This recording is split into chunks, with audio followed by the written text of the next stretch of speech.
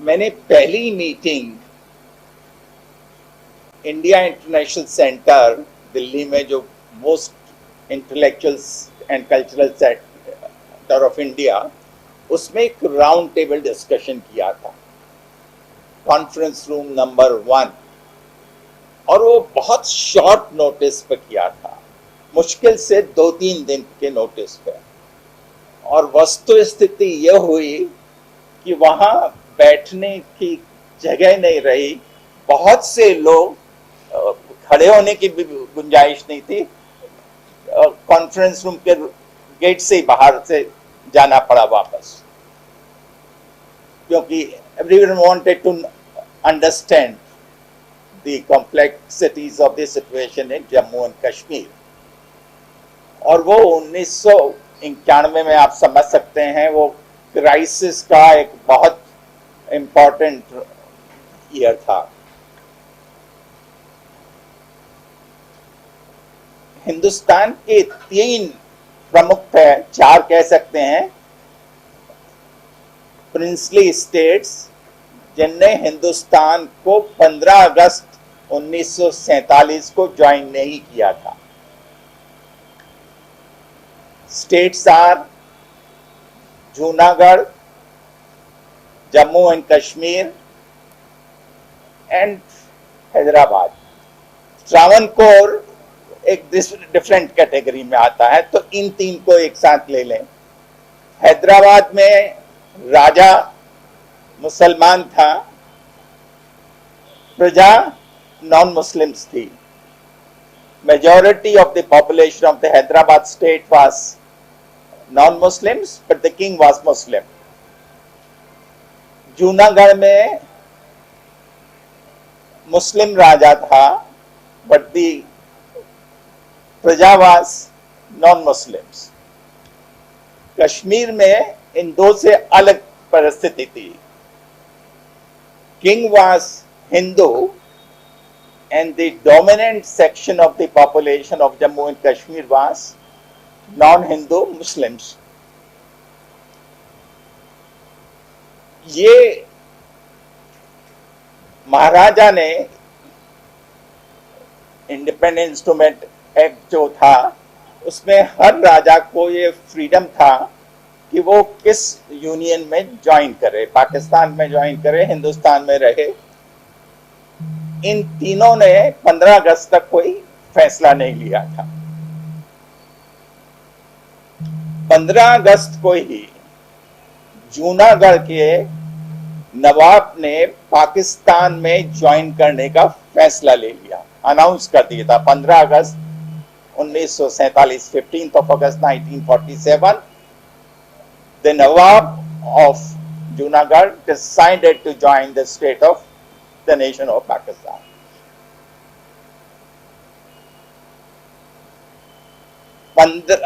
सितंबर के आसपास 16 सितंबर को पाकिस्तान ने उस एक्सेशन को एक्सेप्ट भी कर लिया। कश्मीर में तब तक कुछ फैसला नहीं किया था महाराजा ने, कोई भी कारण रहे हो, लेकिन महाराजा ने हिंदुस्तान या पाकिस्तान ज्वाइन करने का फैसला नहीं किया था। और उनसे बहुत रिक्वेस्ट की गई थी कि आप जो भी फैसला लेना चाहें, आप 15 अगस्त 47 के पहले ले लीजिए तो ज्यादा अच्छा होगा।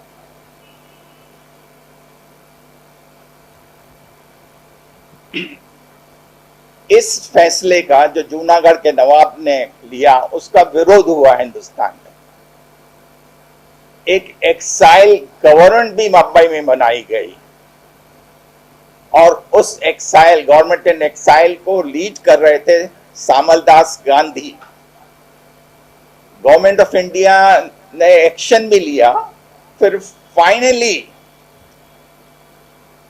फरवरी 1948 में रेफरेंडम हुआ। मैं इस बात को जरा जोर दे के कह रहा हूं, ए रेफरेंडम वाज हेल्ड इन फरवरी 1948, जहां के जूनागढ़ के लोगों ने वोट देकर ये डिसाइड किया कि वो पाकिस्तान में नहीं रहना चाहते हैं, वो हिंदुस्तान को ज्वाइन करना चाहते हैं। मुश्किल से 1,90,000 लोगों में 90 लोग केवल, विच मीन्स 0.5% लोगों ने पाकिस्तान ज्वाइन करने का फैसला लिया और 99.5% ने कहा हम तो इंडिया में ज्वाइन करेंगे। ये परिस्थिति को समझना होगा। फिर ट्राइबल पाकिस्तान की तरफ से आए, उनका हमला हुआ, महाराजा हरी सिंह ने हमसे मदद मांगी हिंदुस्तान की सरकार से, तो हिंदुस्तान की सरकार ने कहा कि भाई हम मदद आपकी जब ही कर सकते हैं जब आप हमारे, when you are a part of India, till you join India, we are not in a position to help you। महाराजा को कोई और रास्ता था नहीं, तो he joined, he signed the instrument of accession on 26th of October 1947, and then the story is known after that। हम जो referendum की बात कई बार कश्मीर के बारे में कहते हैं, उसका एक कॉन्टेक्स्ट है। यहां भी रेफरेंडम हुआ है। जूनागढ़ में राजा ने जो फैसला कर दिया था उसको नहीं माना गया, वहां के लोगों का जो फैसला था उसको माना गया। तो कॉन्टेक्स्ट में जो फिर हुआ, एक्सेशन हिंदुस्तान के साथ जम्मू एंड कश्मीर का हुआ, लेकिन उस समय भी एक section of population of Jammu and Kashmir was opposed to join Indian Union। ये नहीं है कि महाराजा ने एक्सेशन साइन कर दिया था तो सब लोग उसके लिए राजी थे, ये परिस्थिति नहीं थी। एक substantial section was opposed to it, लेकिन उस समय के जो मोस्ट पॉपुलर लीडर थे शेख अब्दुल्ला, जिनका गांधी जी के प्रति बहुत सम्मान था और पंडित जवाहरलाल नेहरू के वो अच्छे मित्र थे, उनने कहा that he would like to join a secular country, which means India। He decided that he would like to join, so he supported the efforts of Maharaja in joining India, because India was a secular country।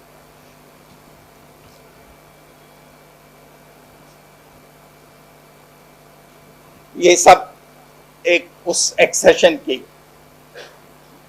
हुआ, लेकिन accession का विरोध भी हुआ।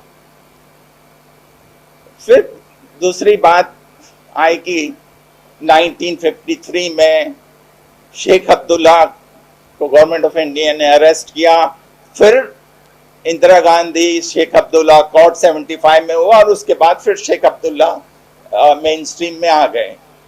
लेकिन the fact में शेख अब्दुल्ला ने government of India को रिप्रेजेंट किया था यूनाइटेड नेशंस के सामने। तो ये एक इतिहास जो बहुत जरूरी है कि अगर ट्राइबल इन्वेशन नहीं हुआ होता तो महाराजा एक स्वतंत्र कश्मीर रखना चाहते थे। He wanted Jammu and Kashmir to be Switzerland of Asia. उनकी इच्छा थी, अगर उनको ज्वाइन करना होता तो उनको तो पहले भी कर सकते थे। उनने उस समय ज्वाइन किया जब उनके पास कोई और ऑप्शन नहीं था। Imagine a situation if the tribal invasion has not taken place, the Kashmir may have been an independent nation, but that's history। इन्वेशन हुआ और एक्सेशन भी हुआ, इलेक्शंस होते रहे, उसके बारे में लोगों की शिकायत भी होती रही। फिर परिस्थिति मोड़ लेती है 89-90 में। उस समय महाराजा, उस समय 1987 का इलेक्शन हुआ था। उस इलेक्शन से मैं कुछ लोगों की नाराजगी रही कि इलेक्शन फेयर नहीं हुआ और मिलिटेंसी का दौर चालू हुआ। लोग ऐसा लोग कहते हैं कि साहब अगर इलेक्शन फेयर होता तो शायद मिलिटेंसी एंड टेररिज्म शायद कश्मीर में ना आता, बट ये एक परसेप्शन की बात है। No one can for certain की क्या पोजीशन होती, बट द फैक्ट रिमेन्स कि मिलिटेंसी बड़े रूप में 89-90 में चालू हुई और कश्मीरी पंडितों का एक्सोडस 1990 में चालू हुआ। उस समय गवर्नमेंट ऑफ इंडिया के प्रधानमंत्री थे वीपी सिंह साहब, और उस सरकार को बीजेपी बाहर से सपोर्ट कर रही थी। That's another factor that we need to remember. उस परिस्थिति में इतना बिगड़ी कि large number of Kashmiri Pandits left their home, और वो जम्मू में जाके बसे, हिंदुस्तान के बहुत शहरों में जाके बसे, कुछ विदेशों में भी बसे।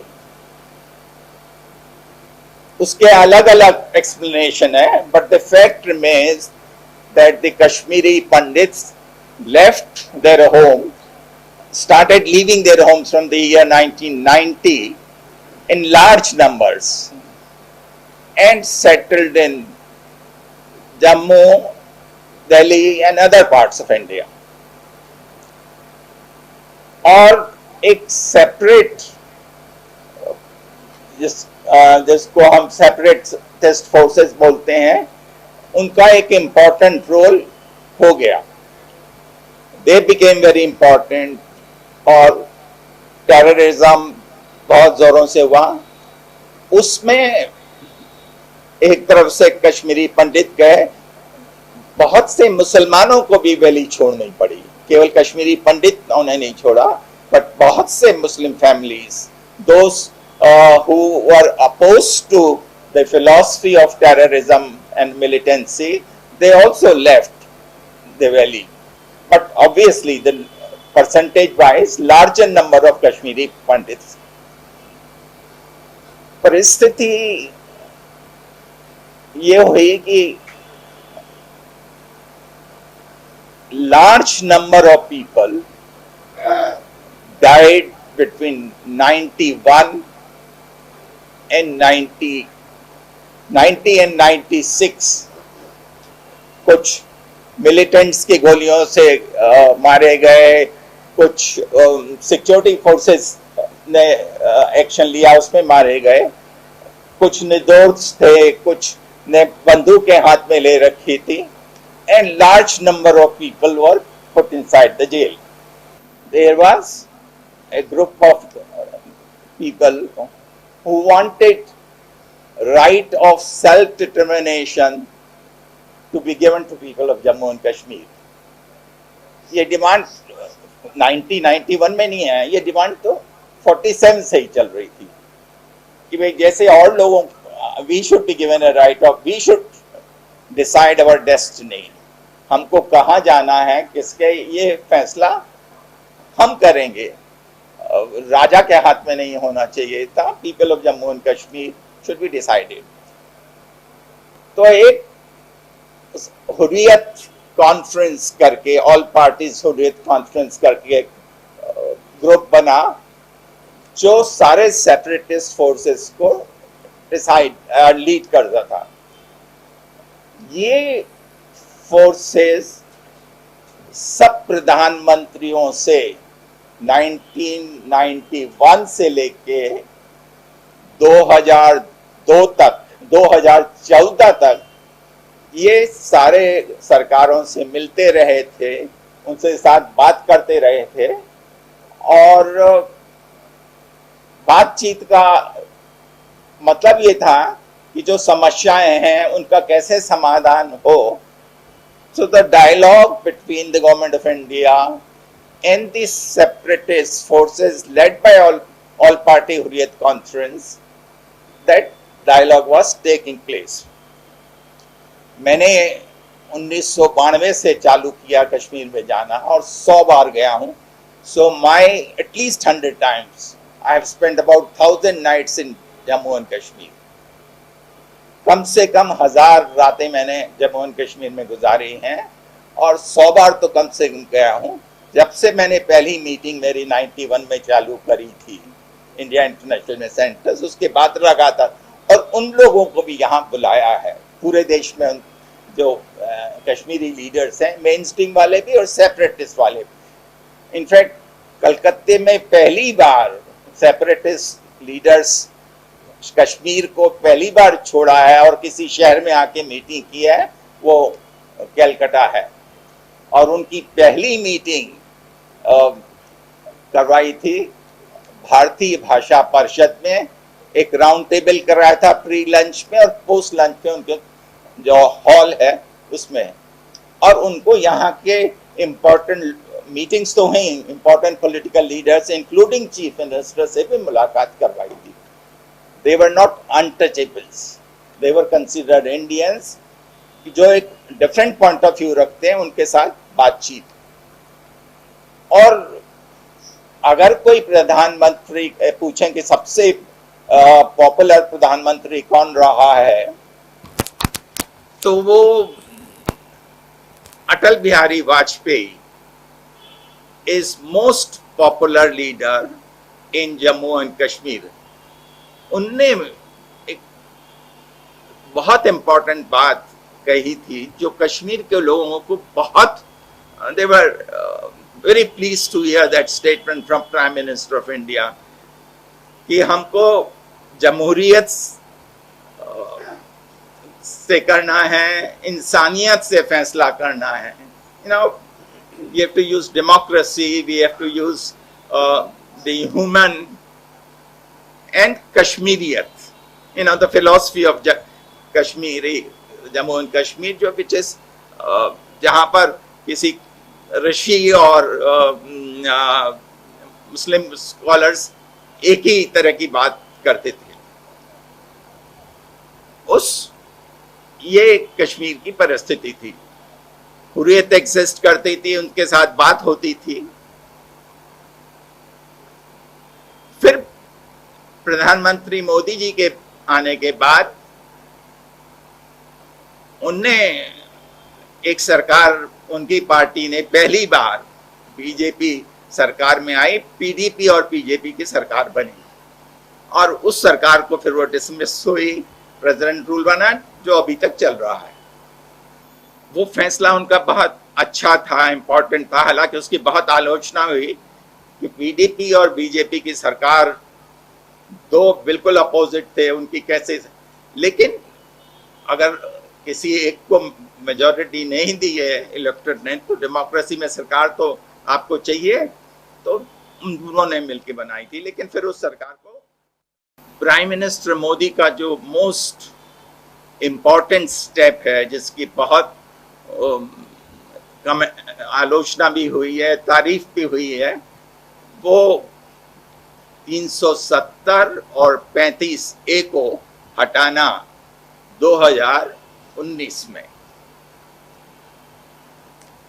इस फैसले का क्या हिंदुस्तान को फायदा हुआ है, क्या जम्मू एंड कश्मीर के नागरिकों को फायदा हुआ है, इसके ये एक बहुत इंपॉर्टेंट इशू है.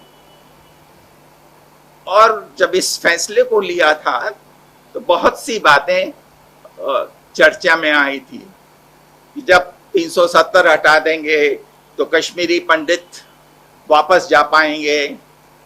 क्या कश्मीरी पंडित वापस जा पाए? देखा जाए तो कश्मीरी पंडित 370 हटाने के बाद वहां गए नहीं हैं, वहां से निकले हैं. और ये पहली बार हुआ है इन 5-7 इन 10-15 सालों में कि एक साथ इतने कश्मीरी और ओपनली प्रेस के सामने आके कह रहे हैं कि हम यहाँ नहीं रहेंगे, जिनको मनमोहन सिंह सरकार ने एक स्कीम के अंदर उनको जॉब्स दिए थे और वो कश्मीर में रिहेबिलिटेट किया था कश्मीरी पंडितों को, उनमें कहा कि हमको आप कहीं भी जॉब दे दीजिए लेकिन हम यहाँ नहीं रहेंगे, हमको आप वापस जम्मू ले जाइए, वहाँ जॉब दीजिए। सो सेंस ऑफ सिक्योरिटी जो हुआ है, जो एक थी कि कश्मीरी पंडित जा पाएंगे, वो देखने में उसका उल्टा हुआ। ये कश्मीरी पंडित बल्कि ये कहते हुए दिखाई दिए कि हम नौकरी भी छोड़ देंगे लेकिन हम यहाँ नहीं रहेंगे, कि डेवलपमेंट होगा। मैं तो अभी महीने भर पहले भी गया था, 2019 के बाद आज तक मैं 4-5 बार गया हूँ जम्मू कश्मीर, तो पहले से कोई विकास ज्यादा हो गया हो ऐसा नहीं दिखाई दिया। करप्शन, जो पहले करप्शन था, जो और स्टेट्स में करप्शन है, वही करप्शन कश्मीर में है। कश्मीर में और स्टेट से ज्यादा नहीं है। अब चूंकि पीपल्स रिप्रेजेंटेटिव नहीं है, गवर्नर का, लेफ्टिनेंट गवर्नर का राज चल रहा है, तो करप्शन पहले से जो सुना जाता है, I am sharing what I hear from people, you know, mine is based on the personal experience that I have, and since I don't belong to a political party, so I am able to say what I feel like, that I hear based on the feedback that I get. Corruption ऐसा कहा जाता है कि अभी ज्यादा है। एक और उम्मीद थी कि 370 हटा देंगे, 35 से हटा देंगे तो कश्मीर हिंदुस्तान में ज्यादा उसका इंटीग्रेशन हो जाएगा। ऐसी परिस्थिति नहीं दिखाई देती है। कॉन्ट्ररी,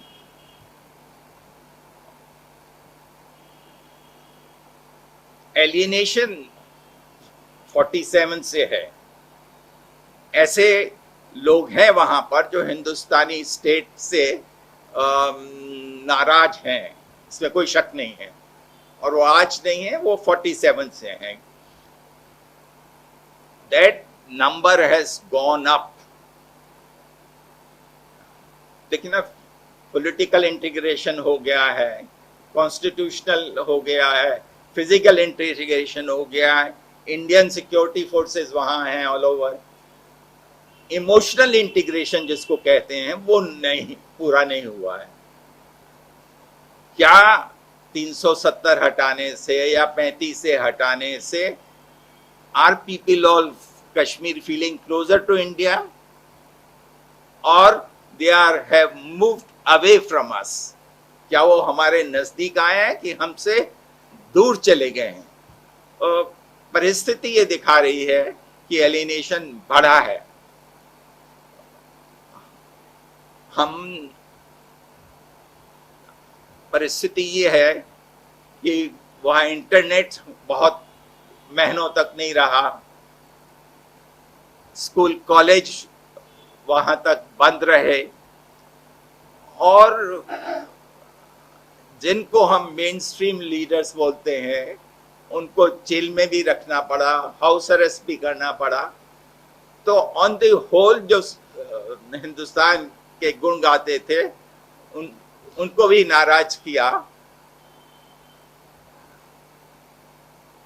आवश्यकता इस बात की है, और दिस इज व्हाट आई से क्वाइट ऑफन, कि इसका ऑनेस्ट इवेल्युएशन करना चाहिए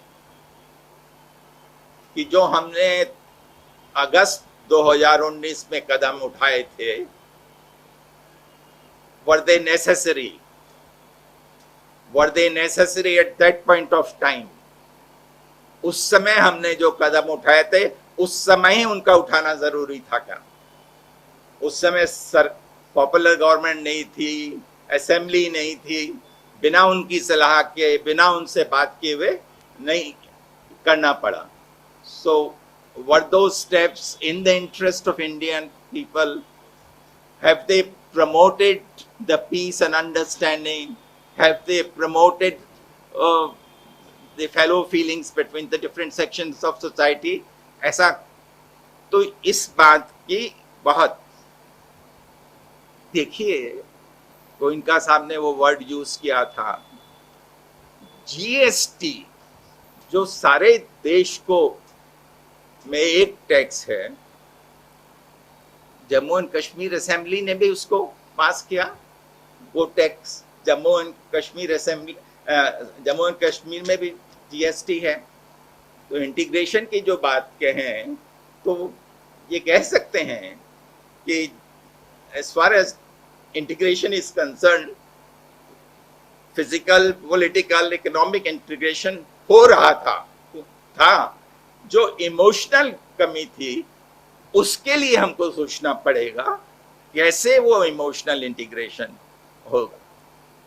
अक्सर करके, और ये हर हिंदुस्तानी इस आवाज को कहता है कि साहब कश्मीरी तो यहाँ आके कलकत्ते में जमीन खरीद सकता है, दिल्ली में खरीद सकता है, ये अधिकार मुझे क्यों नहीं मिलना चाहिए कि मैं कश्मीर में जमीन खरीदूं. मैं आपसे एक fact, I will like to bring one fact to your notice. ये बड़ी, कश्मीर वैली में जम्मू का में जो लोग रहते हैं, और जम्मू में ज्यादा नॉन मुस्लिम्स रहते हैं, हिंदूस का नंबर ज्यादा है. जम्मू का हिंदू को तो छोड़ दीजिए, जम्मू के मुसलमान ने भी पिछले 70 सालों में कोई जमीन कश्मीर वैली में नहीं खरीदी है. वो तो खरीद सकता था, उसको तो 370 का कोई प्रतिबंध नहीं था. 35 जो कश्मीर जम्मू रीजन का संपन्न मुसलमान है जो जमीन खरीदना चाहता है, वो भी कश्मीर वैली में जाके जमीन नहीं खरीदता है. वो कश्मीर जम्मू शहर में, which is a predominantly Hindu city, उसमें जमीन खरीदता है. तो ये एक हम लोगों का है. 3 साल हो गए हैं, कितने लोगों ने जमीन खरीदने अप्लाई किया हुआ, और 370 के होने से क्या कोई डेवलपमेंट रुक रहा था? जमीन जो भी इंडस्ट्री लगाना चाहता था, देखिए ना, वहां तो सारी इंपॉर्टेंट चेन्स हैं होटलों की, all the chains of hotel. There was no restriction in the sense कि जिसको व्यापार करना हो, जिसको इंडस्ट्री लगानी हो, उसको कोई प्रॉब्लम नहीं थी जमीन में. That was not an hindrance. It more became a point of political parlance. उससे हमने एक दूरी, और कहीं रोज रोज उस बात को रिपीट करके यूएनवी का माहौल बनाया.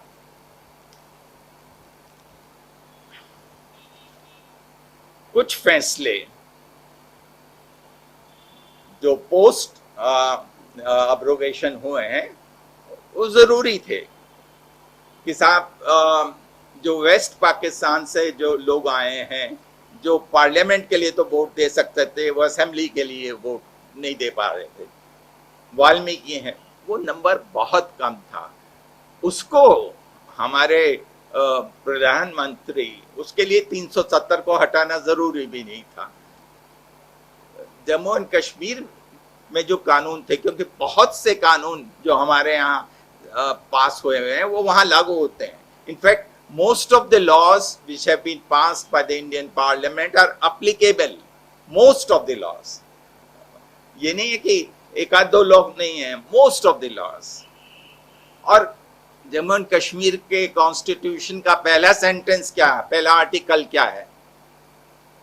Jammu and Kashmir is an integral part of India. वो कहते थे कि नहीं उनका कॉन्स्टिट्यूशन अलग है, लेकिन उस कॉन्स्टिट्यूशन का पहला आर्टिकल ये है कि Jammu and Kashmir is an integral part of India. तो इस तरह की परिस्थिति आज के दिन वहां crisis of trust and confidence है, और लोग हिंदुस्तान से नाराज हैं और खाई बढ़ गई है। आवश्यकता इस बात की है कि किसी तरह से इस खाई को मेटा जाए।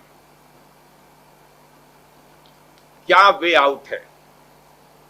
परिस्थिति अच्छी नहीं है। पिछले कुछ हफ्तों में कश्मीरी पंडितों को टारगेट करके मारा गया है। मैं अभी गया था तो मैं उस फैमिली को भी विजिट करके आया हूं जम्मू में, जिनका राहुल भट्ट आपने नाम सुना होगा। और जब उनको पता लगा कि मैं कलकत्ते से आया हूं तो वो मुझसे, उनके चाचा, लड़के के राहुल के चाचा कलकत्ते रहे हुए हैं, तो उन्होंने मुझसे बंगला में भी बात करना चालू कर दिया। सो वे आउट क्या है? सबसे इंपॉर्टेंट वे आउट है कि जो इंटर कम्युनिटी डायलॉग होना चाहिए, इंटर रीजनल डायलॉग होना चाहिए कश्मीरी पंडितों और कश्मीरी मुसलमानों के बीच में।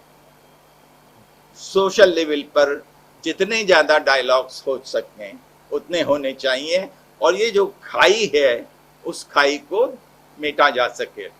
और मैंने एक डायलॉग अभी कुछ दिन पहले कराया था, फिर कुछ मित्रों ने इसको और टेकअप किया है, उसके बाद और डायलॉग हुए हैं। तो इसकी बहुत आवश्यकता है। क्राइसिस ऑफ कॉन्फिडेंस, ट्रस्ट नहीं है एक दूसरे में, और जो उनको एक प्रकार से चोट पहुंची है उस चोट को समझना होगा। दूसरा, जल्दी से जल्दी 370 और 35A के अब्रोगेशन के अगेंस्ट में जो मामले सुप्रीम कोर्ट में के सामने पेश हुए हैं उनकी सुनवाई जल्दी से जल्दी करनी चाहिए, और फेयर जजमेंट जल्दी से जल्दी आना चाहिए। ये बहुत जरूरी है, तभी फेथ होगा ना हमारी डेमोक्रेसी में लोगों का। कोर्ट के सामने वो 3 साल से है, and large number of people have, and that matter has not been taken up so far. तो उसकी अब सुप्रीम कोर्ट ने लिया है, लगता है कि शायद हो। तो इसकी जरूरी है कि सुनवाई हो, जजमेंट हो। The judgment must be delivered in a manner which increase the confidence and trust of people in the Indian state and Indian system. New Delhi का डायलॉग श्रीनगर के साथ होना चाहिए और जम्मू के साथ होना चाहिए। सरकार की तरफ से पीपल टू पीपल्स डायलॉग होने चाहिए, जो हो भी रहे हैं, लेकिन और बढ़ने चाहिए। लेकिन सरकार को भी it is essential कि New Delhi must have a dialogue with the all stakeholders of Jammu and Kashmir, of Jammu and Kashmir. इसकी बहुत आवश्यकता है। उनकी, हम केवल ये कह दें कि Jammu and Kashmir is an integral part of India, it is, but people of Jammu and Kashmir and we should feel कि वो जो लगता है, जो खाई है, हम एक दूसरे के बारे में बोलते हैं, तो दैट डज नॉट शो। तो वो बहुत जरूरी है। चुनाव and fair election must take place as early as possible, और statehood without further delay should be granted to Jammu and Kashmir. जो यूनियन टेरिटरी उनको हुआ है, जो पहली बार हिंदुस्तान स्वतंत्र भारत में हुआ है, वो बहुत आवश्यकता है कि साहब उनको स्टेटहुड वापस दे दिया जाए, और जो गवर्नमेंट ऑफ इंडिया ने प्रॉमिस भी किया है, और जल्दी से जल्दी फेयर इलेक्शंस होने चाहिए। जब तक वो पीपल्स इन्वॉल्वमेंट नहीं होगा, देखिए ना, हमने डीडीसी के चुनाव कराएं, लेकिन उसके पहले पंचायत के इलेक्शंस भी हो गए थे। लेकिन चूंकि माहौल ऐसा है, जिनको हमने चुना है वो अपने घरों में नहीं जा पा रहे हैं, गांव में नहीं जा पा रहे हैं। अब वो श्रीनगर शहर में उनको गेस्ट हाउस में रखना पड़ रहा है। तो उससे जो इन्वॉल्वमेंट होना चाहिए पीपल्स रिप्रेजेंटेटिव का, आफ्टर ऑल उनका तो यही है ना, आप डेमोक्रेसी की कहते हैं साहब, ग्रास रूट लेवल पे है, तो वो होना जरूरी है। तो उसके लिए ये सारा वातावरण बनाना होगा और इलेक्शंस, स्टेट असेंबली इलेक्शंस जल्दी से जल्दी होने चाहिए।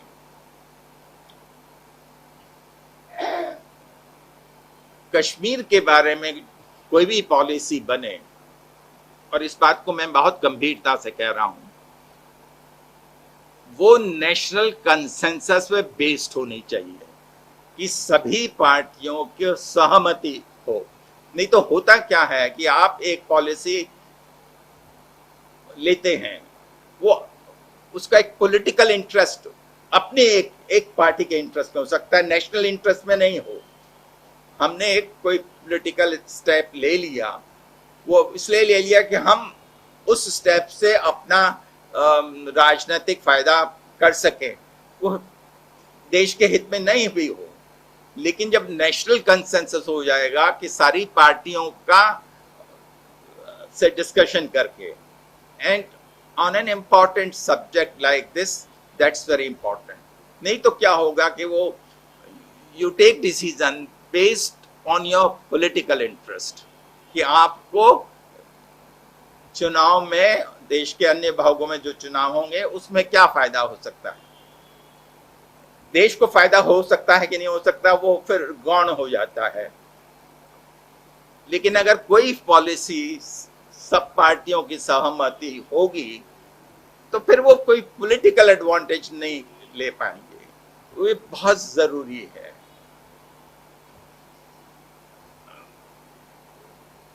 डायलॉग मैंने कहा था, दिल्ली श्रीनगर, दिल्ली जम्मू इलेक्शन, जम्मू एंड कश्मीर के कॉन्टेक्स्ट में इस बात पर मैं बहुत जोर देना चाहता हूं, और उस जोर में ये किताब भी हाजिर है कि पाकिस्तान के साथ भी हमारा डायलॉग होना और रेगुलर कांस्टेंट डायलॉग होना जरूरी है। कोई मित्र ये कह सकता है कि साहब terrorism and dialogue can not go together. ये बात ठीक है, अगर आपकी कोई समस्या है तो बिना बात किए तो नहीं, अल्टीमेटली तो टेबल पे बैठना ही पड़ेगा। किसी रॉकेट साइंटिस्ट की आवश्यकता नहीं ये कहने के लिए कि हिंदुस्तान और पाकिस्तान के संबंध अच्छे हो जाएंगे तो उनको भी फायदा है और हमको भी फायदा है। Both countries will gain substantially, लोगों को भी फायदा होगा, देशों को भी फायदा होगा। So it is important that dialogue between India and Pakistan is absolute must and it should be done at all levels. मैंने एक किताब जिसका मैंने title in pursuit of peace improving Indo पाक रिलेशंस, एक किताब एडिट की है, कंसीव किया। इसमें हिंदुस्तान और पाकिस्तान के 50 इंपॉर्टेंट लोग, 50 important people from India and Pakistan have written articles except one, और इसमें सब तरह के लोग हैं। बीजेपी आरएसएस के भी 3 इंपॉर्टेंट लोगों ने आर्टिकल्स लिखे हैं। सबका ये कहना है that dialogue between India and Pakistan is a must at all levels and we must emphasize कि कितना ही हम कह दें, फैक्ट रिमेंस कि हिंदुस्तान और पाकिस्तान के संबंध ठीक होना, डायलॉग होना कश्मीर समस्या के समाधान के लिए आवश्यक भी है। अब सोचिए, एक छोटा सा सीज फायर लास्ट ईयर जो करा था between borders of India and Pakistan, Kashmir sector में, उससे इतना फायदा हुआ है। जो बॉर्डर में लोग रहते हैं दोनों तरफ, on the Indian side as well as on Pakistani side, that ceasefire agreement जो अभी 1.25 साल तक, 1.5 साल की करीब हो गया है, उससे बहुत फायदा लोगों को पहुंचा है। तो इमेजिन करिए कि और डायलॉग हो कि और हमारे संबंध अच्छे होंगे, व्यापार बढ़ेगा, if we have better relations, then it will be a different thing altogether. So what is essential is that dialogue between New Delhi and Islamabad is a must, and that is essential to improve, that will improve. मेरा एक निवेदन prime minister से इस meeting में, that, and this is very essential, I am emphasizing this point, let him appoint a committee of some independent, honest people, जिनका credibility हो, और उनसे कहें कि साहब आप Jammu and Kashmir, please visit Jammu and Kashmir, and let them come back with the honest, independent assessment. The idea is that the honest feedback must come, and ultimately, unless you are able to win the confidence and trust of people there, उनसे आप अपने को नजदीक नहीं ला पाए, उनका विश्वास नहीं जीत पाया। ये ठीक है कि हमारे पास सिक्योरिटी फोर्सेस हैं, हमारे पास ताकत है, लेकिन उस ताकत से परमानेंट सोल्यूशन नहीं होता है। Ultimately each Kashmiri should feel that he is part of India, he is an Indian. Unless it comes out from his heart, things will not work properly. अगर आपको याद होगा, तमिलनाडु में भी डीएमके, जो ओरिजिनल डीएमके, उनके जो सुप्रीम लीडर थे, he also wanted to take Tamil Nadu out of Indian Union. He was also talking, he used that language sitting in Indian Parliament. But ultimately, the Tamil Nadu, we don't have any problem of Tamil Nadu going out of Indian Union. So we have to create that situation in which people on their own, after all, what is India? The idea of India is what we have made. हमारे यहाँ भी तो हजारों सैकड़ों राजा महाराजा थे. This idea of India, which has come through the process of struggle in the 18th and 19th century, we must work out in such a manner that we win the trust and confidence of the people of Jammu and Kashmir. And that is possible only when we have an honest dialogue with them at all levels and enact such policies that we bring them closer to us. हम उनको अपने से नजदीक ला सकें. Last point. हमको जो federalism है, parliamentary democracy है, उसको मजबूत करना पड़ेगा.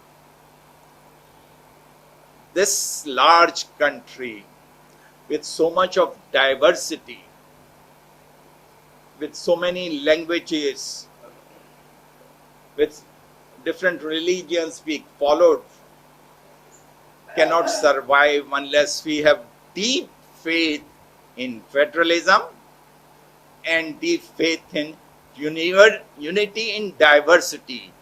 We have to recognize the diversity and welcome and honor it. इस डाइवर्सिटी को अगर रिकग्नाइज करेंगे, सब धर्मों को सम्मान मिलेगा, सर्वधर्म समभाव की बात रखेंगे, तो हिंदुस्तान मजबूत होगा और सेक्युलरिज्म को सही मामले में इन लेटर एंड स्पिरिट फॉलो करेंगे. Thank you very much for listening to me.